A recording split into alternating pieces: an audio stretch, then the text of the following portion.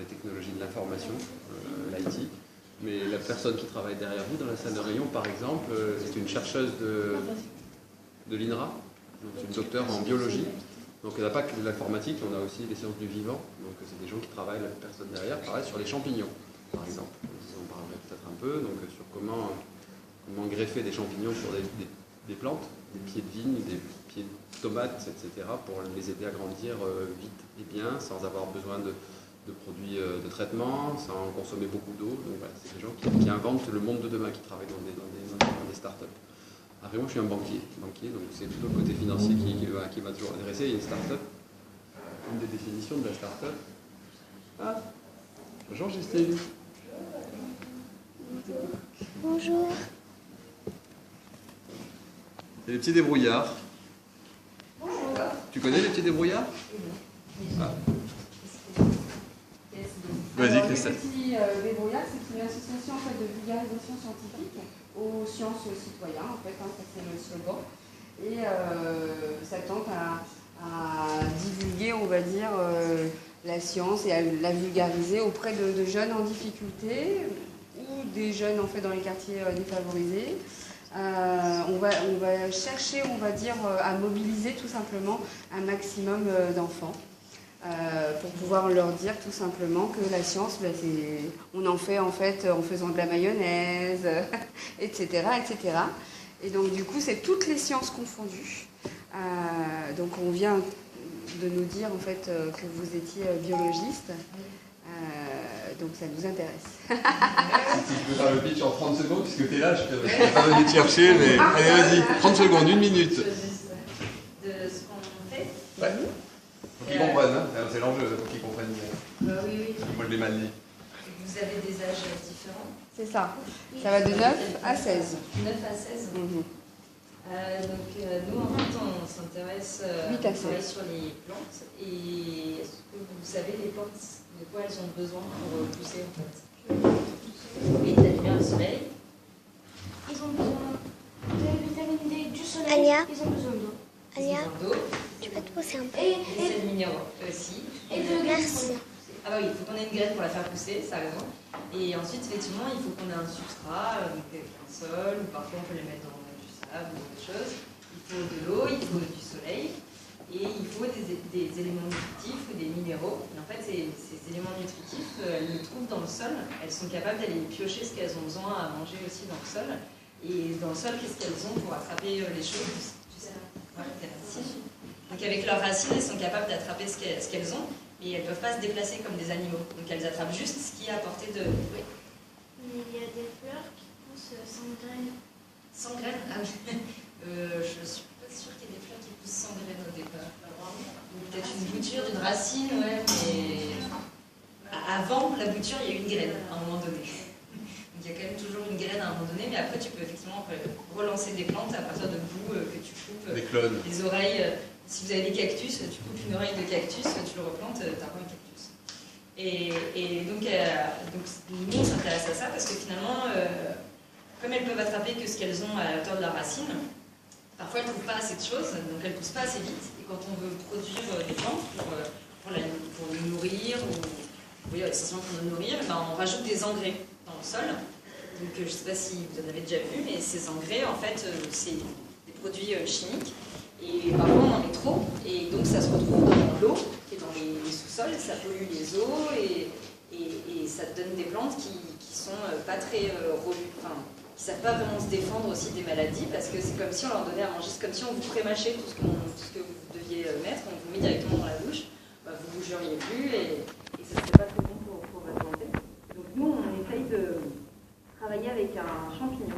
Alors c'est pas un champignon de Paris, c'est pas un champignon que vous voyez dans vos assiettes, parce que c'est un champignon qu'on ne voit pas à l'œil nu. Il est microscopique, il est dans le sol. Et il est capable de se développer un petit peu dans la racine et en dehors de la racine. Donc en fait, ça fait un prolongement de la racine. C'est comme si d'un coup ma racine s'arrêtait là, bah, elle s'arrête là, elle s'arrête encore plus loin. Et donc bah, ça, tout simplement, bah, ça lui permet à la plante d'aller chercher de quoi manger de 100 à 1000 fois plus loin que ce qu'elle est capable de faire avec sa racine toute seule. Donc nous, on travaille sur ces champignons-là, on essaye de les trouver déjà, on les multiplie dans des serres, dans des laboratoires, et après on les remet dans les champs pour que les plantes elles deviennent autonomes et qu'elles aient plus besoin d'avoir des engrais. Est-ce que ça peut servir pour l'hydratation, par exemple? Oui, aussi, exactement. Ça a été travaillé dans des pays qui font pousser des plantes dans des zones désertiques et où ils n'ont pas de petits gouttes à gouttes ou quelqu'un qui peut venir avec un arrosoir tout le temps. Et donc, ça fait en fait une espèce d'humidité autour de la racine et ça va puiser aussi l'eau plus loin. Donc là encore, ça permet d'avoir des plantes qui poussent avec beaucoup moins d'eau. Alors pourquoi vous êtes considéré comme une start-up? C'est plus dur comme question, je préfère les questions scientifiques. Pourquoi on est une start-up? Parce qu'on est sur quelque chose d'innovant, parce qu'on propose un changement. Aujourd'hui, le mode conventionnel est plutôt d'utiliser des engrais ou des solutions biologiques, mais qui sont un peu génériques, qui ne sont pas spécifiques à chaque type de culture. Donc nous, on propose une rupture en disant qu'on peut proposer une nouvelle façon de cultiver, avec des produits qui sont spécifiques à chaque endroit. Et on vient de la recherche, donc on est en train d'appliquer quelque chose de la recherche pour en faire un produit et l'amener à la société.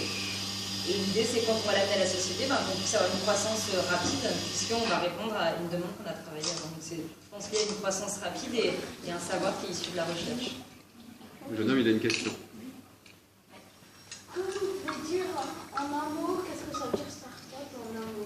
Un mot, start-up, moi je dirais que c'est l'innovation. Il te parle pas mon mot, il te parle. Tu sais quoi? Et toi, tu sais ce que c'est l'innovation? Ouais. Il y en a qui disent ça? Oui. Vous avez donné la définition? Oui, un peu, oui. L'innovation. Quand on utilise quoi?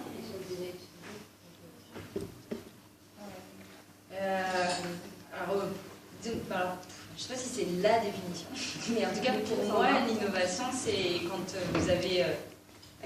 si vous voyez les sciences en général, les sciences, ça permet d'acquérir des connaissances sur tous les domaines, que ce soit des sciences humaines, des sciences sociales, des sciences de la biologie, de la physique, de la chimie. Et quand cette science, cette connaissance-là, vous en faites quelque chose qui revient à la société, pour moi, c'est ça l'innovation, c'est qu'on arrive à partir d'une connaissance et d'en faire... de retourner cette connaissance à la société et de ne pas la garder pour soi. Pas toujours toi, vas-y. Il faut 8 années d'études après le bac. Combien? 8? 8, oui. Tu continues à travailler toujours, tu es toujours en phase d'études en fait. Tu continues à chercher, tu ne vis pas sur tes acquis. C'est sans arrêt en train de poursuivre ta formation. À l'université, on fait une licence d'abord, on apprend les bases de la biologie sur plein de thèmes, on n'a pas vraiment de spécialité, après on commence petit à petit à spécialiser. En master, on commence à avoir des stages pour commencer à savoir vraiment ce que c'est que la recherche. Et après, pendant les 3 années de doctorat, tu n'as plus de cours, tu es tout le temps sur un sujet de recherche et tu dois essayer de répondre à une question biologique.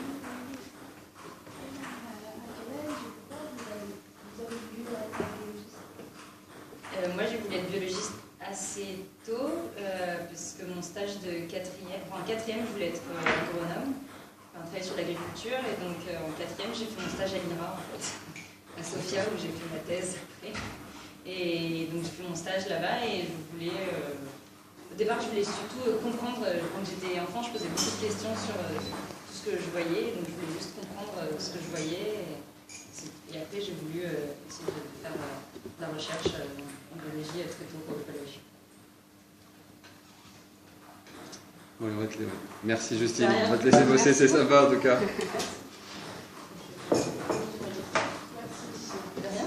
On bouge Juste une question, comment s'appelle votre start-up? Mycophyton.